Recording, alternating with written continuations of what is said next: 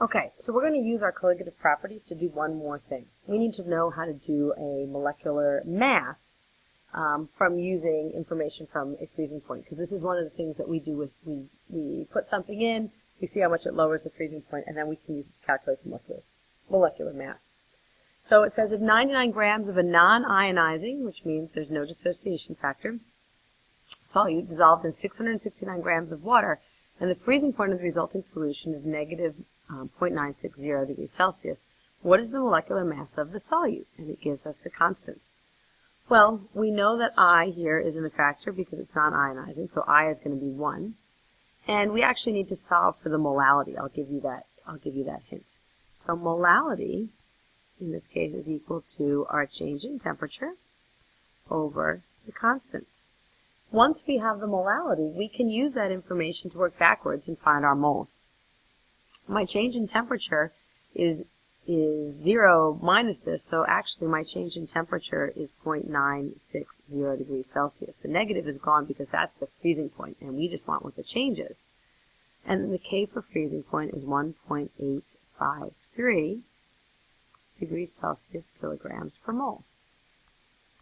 I solve that, and I end up with 0.518 moles per kilogram for my M. And so I know that that's equal to, if I just write this, 0.518 moles per kilogram, or I can just keep it as my lowercase m, is equal to some sort of moles over some sort of kilograms. Well, I know how many grams of water this is dissolved in. And ultimately, I'm always solving for moles in these problems. So this is 0.669 kilograms. And when I multiply those two to get my moles is equal to 0.347 moles. The part that we need to know is that we need to know that gram formula weight, because that's what molecular mass is. Remember, that's that term that comes up.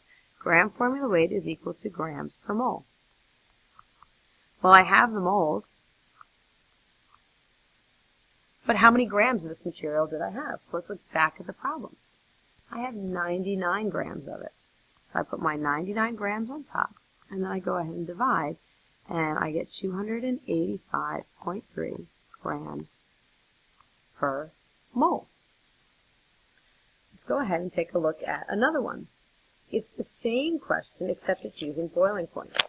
So I want you to go ahead and pause this and see if you can solve it. Okay, let's take a look at this very, very quickly. As we look, we see we have the molality. We take the change in temperature divided by the constant. So my change in temperature is not 100.680. It's just the 0.680 because the 100 is the new boiling point. I divide it by the constant, which is the 0.515, and I get 1.32 moles per kilogram. I take my 1.32 mole out, and I have X moles over the 0.390 kilograms. That's my 390 grams of water.